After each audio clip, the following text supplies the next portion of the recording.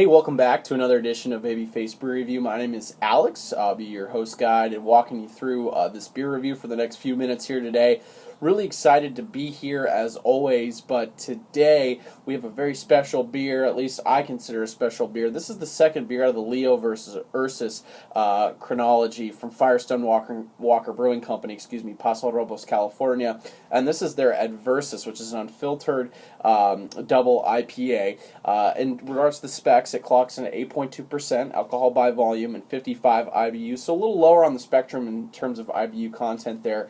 But the first one, very kind of citrus, fruit forward. That one was called Fordham. This one's a little more tropical fruit esqueness, a little more stone fruit, a little lighter on the IBUs as well. So very excited to try this beer. Firestone Walker, as you guys and gals know out there, or at least should know, they absolutely kill it with their year-round lineup of IPAs, whether it's Union Jack, Double Jack, or the Easy Jack, and some of the other releases as well, and obviously very, very solid with their barrel projects as well. So, in regards to the accolades, Beer Advocate gives this an 89 overall, which puts in that very good category. The folks over at UNTAPPD, from the 2,000 reviews that are on there, give it right around 4.03 caps, so very, very solid grade, right around that A-. That lower A-, B+ beer range. As for the hops they're utilizing here, really nice. You can go to FirestoneWalker.com, Brewing.com. They've got all the specs there, but they've got Citra, Mandarina, Simcoe, Cascade. For dry hopping, they're using some New Zealand and Southern Hemisphere hops with Ekuanot, Mandarina, Azacca, and Citra. And then for malt bill, they're using Pilsner, wheat malt, Flaked Oats, Dextrose, sugar. So some really interesting stuff. Let's pop the can here and crack the can and get into the Adversus from the Leo versus Ursus chronology from Firestone Walker Brewing Company. And canning date, a little unfortunate about this one, 6/9/17. Time of recording here, we're just under a month old, so not nothing too bad there, but like to see that get out fresher. Washington's one of the first states to get this. They'll release it here in late June. In Washington, it's been released, and then July should go to Midwestern part of the country, and then late July over to the East Coast and some of the other Midwestern states. About $12 for a 4-pack of this beer. I only got a single, which ran me about $4.50, which is a little steep, but at the same time, don't want to make that investment into the 4-pack if this one is not good, so I went for the single, but I'm sure it will be. Aggressive pour on my behalf here, but pouring very nice kind of like this light golden, almost like kind of orangey straw color. Very kind of foggy and hazy in terms of the complexion here. Some nice carbonation, active streaming up from the bottom there. Very, very soap sudsy head. Off-white eggshell color, very tightly compacted at the bottom, and then getting that soap sudsy towards the top, like I was elaborating on there. 2 fingers with the head, aggressive pour, like I stated, but really nice looking beer overall. Let's get into aroma and a smell on this bad boy.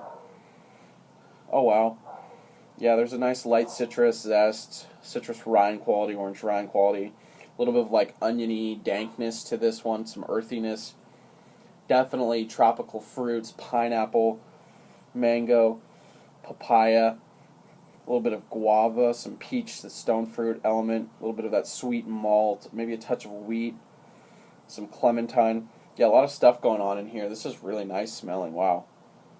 Really nice smelling.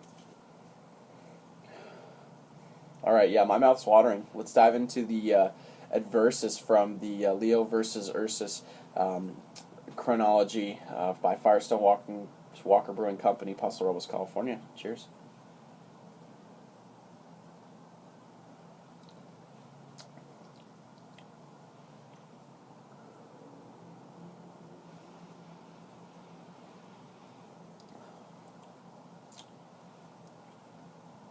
Oh, wow. Yeah, the flavor profile really replicates what I was getting in the nose, which is nice to see that follow.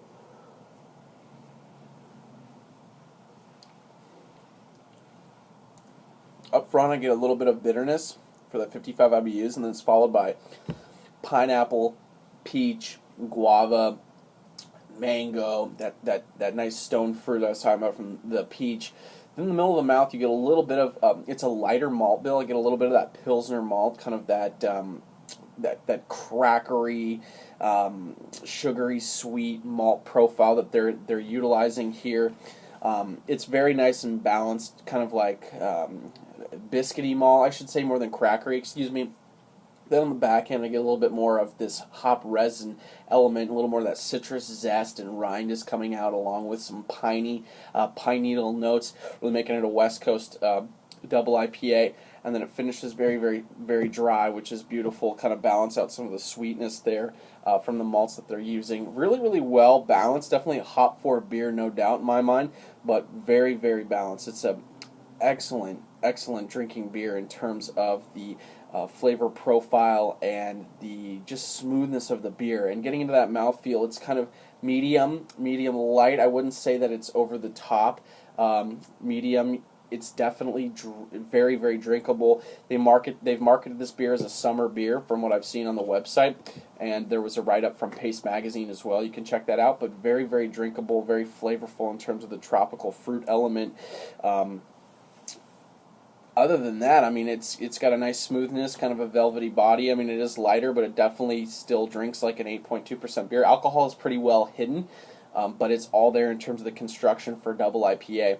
I wouldn't say it's as grapefruit or citrus fruit forward as the Fordham was. This is very, very tropical fruit forward, which I like in a double IPA and IPA for that matter. I do really enjoy the tropical fruit, but to each his own. So that's for up to you guys to decide.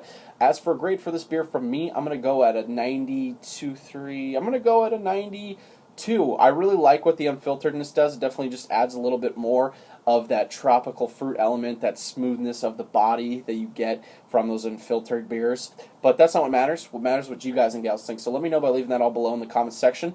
And I appreciate each and every one of you when you hit that subscribe button and then go back and forth on the jargon here for the Leo versus Ursus Adversus, that's a mouthful to say, chronology series from Firestone Walker Brewing Company. So thank you to each and every one of you. Like always, I say it, I really appreciate you guys doing that. And until next time, cheers, Prost.